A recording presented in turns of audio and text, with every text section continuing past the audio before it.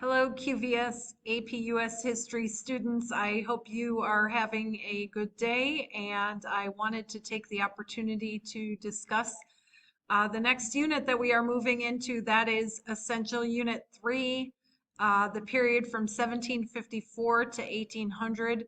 This is a hugely important period within the context of U.S. history. We can divide it into several different periods within the context of that 1750 to 4 to 1800. Like if we look at the first section of it from 1754 to about 1775, we might consider that to be the pre-revolutionary period, as it involved the French and Indian War and all of the taxes that the British put in place leading up to the American Revolution.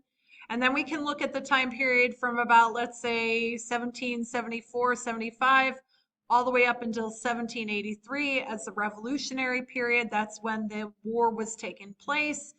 And then that period after, we can even subdivide into smaller groups. The very first government of the United States under the Articles of Confederation was from 1781 to 1787. And then in 1787, a very important event, the Constitutional Convention, was held in the summer of that year in Philadelphia, and that set the foundation for the second government of the United States, or the current government under the U.S. Constitution. And from there, the first president of the U.S. was elected in 1789, and I guess the rest is history. But this period 3 takes us through the second presidency. So we'll be taking a look at the presidencies of both George Washington and John Adams within the context of this unit. So let's go to the course page. I'll show you around so that you can get familiar with what you need to do with Essential Unit 3. But that's just kind of an overview, the time period from 1754 to 1800.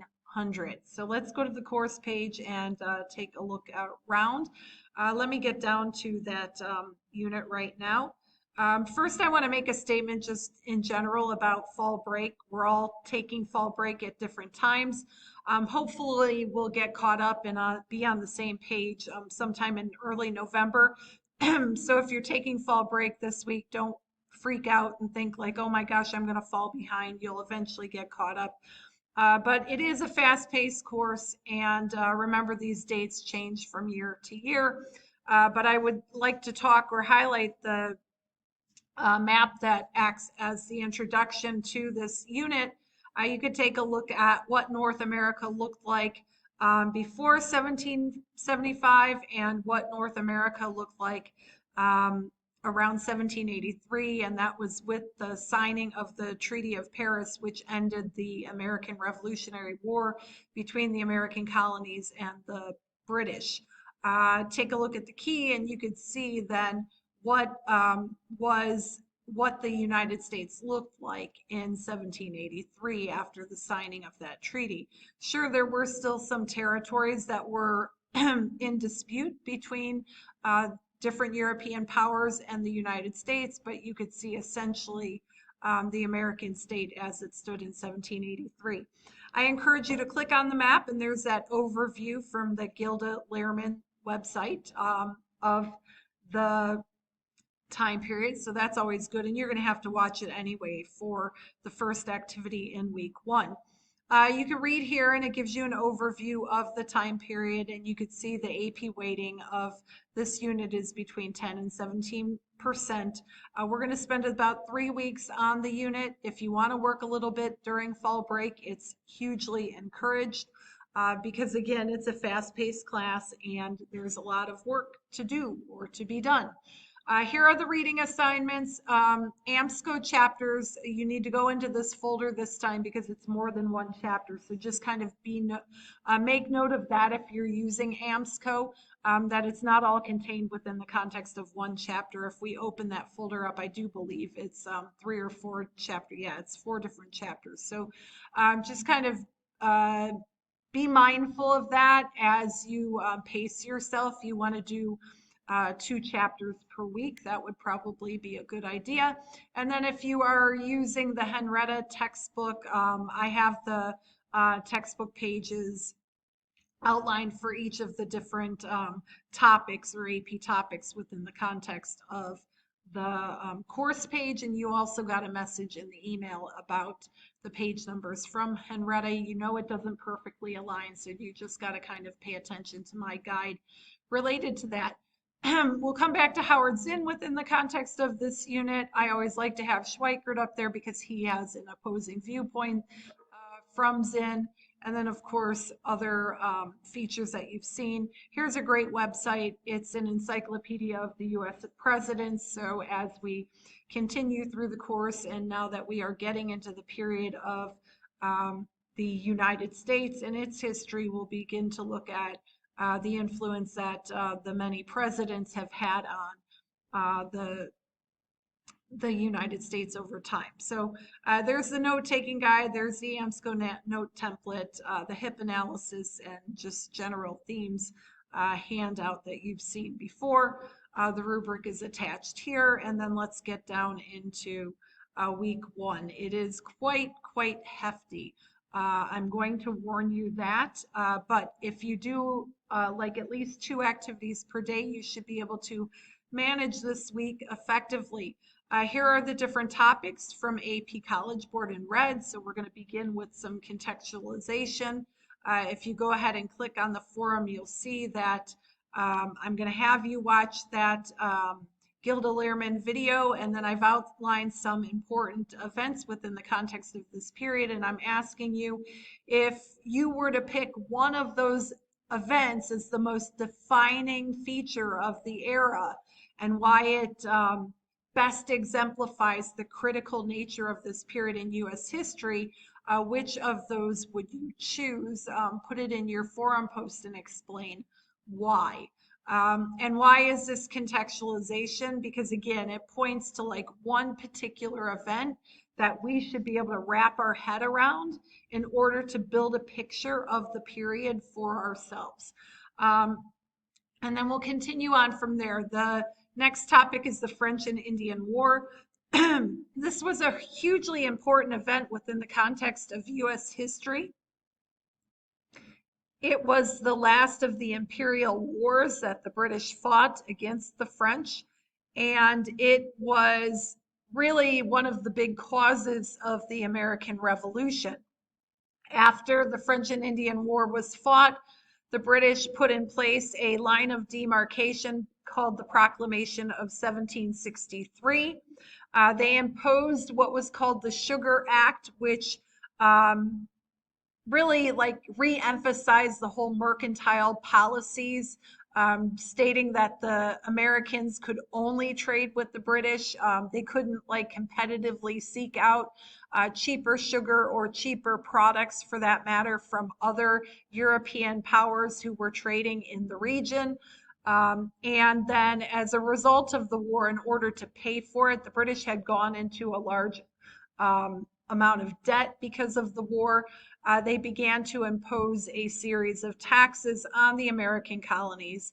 And that kind of leads us to the next topic, taxation without representation. So the whole argument from the British perspective was that they had virtual representation in Parliament. But from the colonial perspective, because they did not actually have any colonial citizens sitting in Parliament and being the voice of their people, they highly questioned and rebelled against the taxes that were put in place from the period of 1763 all the way through 1774. So with this topic, we're going to take a look at the causes of the American Revolution. They were several in nature, and I've got 3 activities there for you. I want to have you pay particular attention to the forum right here. You know, I like forums. And in this one, you're going to take a look at the Declaration of Independence. And I'm particularly interested in you looking at the Bill of Indictment or the list of grievances against George III from, if you want to listen to it, from minute 214 to 641.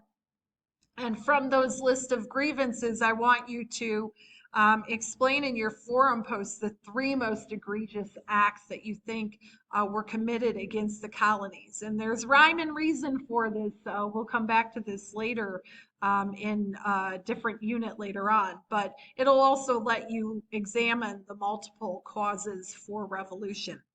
And then that takes us to the next topic, the philosophical foundations of the American Revolution. We're going to take a look at a couple different pieces or historical artifacts from Thomas Paine. He was a very famous figure within the context of the American Revolution, most famous for his pamphlet called Common Sense. And in Activity 4A, you'll read some excerpts from Common Sense. You could read the entire pamphlet. It's only about 27 pages, but I don't think you have to. You'll get the gist of it just by doing this activity.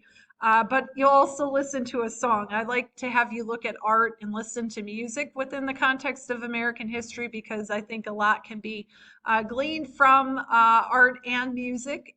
And in this one, he wrote a song called the Liberty Tree Song. So you can listen to Thomas Paine's song and analyze it. You'll come to explain to me what that piece of music tells you about the situation of the American colonies at the time that it was written. And then, of course, we're not going to understate the influence of the Enlightenment. So also within the context of the philosophical foundations of the American Revolution, you need to take a look at and consider the role that the Enlightenment played. Figures like John Locke and the idea of natural rights, life, liberty, and property. Jefferson writes that as the pursuit of happiness. The idea of the social contract, both Locke and Rousseau wrote on the social contract. The whole idea that a government is created through the will of the people, and that if the people have um, the thought that the government is not serving the rights of the people effectively, that it's the ability of the people to overthrow that government. And then, of course, too, like Montesquieu, we can't leave him out. All of his writing on the separation of powers goes on to influence the Constitution. And one of the very little known enlightened thinkers I always point to, Beccaria. Beccaria wrote a lot about the right of a person accused of a crime. And if you are familiar with the Bill of Rights in the U.S. Constitution, you'd know that there are many amendments in the first 10 amendments that speak to the rights of people if they are accused of a crime. So the influence of the Enlightenment, you'll do a short activity on that. And then it gets us into the final part of week one, and that's the American Revolution. So you'll take a look at how the country was divided between people who were neutral, people who remained loyal to the crown, and those who were patriots. Had the revolution failed, they would have been charged with treason and probably punished accordingly. But you need to know that the American population was divided, and not everyone was leaning toward revolution. So in this activity, you'll kind of get a glimpse of the thoughts and feelings of the loyalists and patriots. And then finally, another forum. To what extent is leadership to blame for war? George III was the King of England from 1760 to 1820. And you'll learn that he became king at quite a young age. A lot of mismanagement in the early 10 years of his reign or rule. He went from minister to minister, always changing advisory roles. So that led to quite a bit of instability. Plus, a lot of people don't know that he suffered from porphyria, which was a disease that would sometimes put him in bouts of rage. In fact, in the last 10 years of his rule, which was past the period that the Americans were under his leadership, But in the last 10 years of his rule, he essentially was um, bound to a straitjacket because he was a threat to him.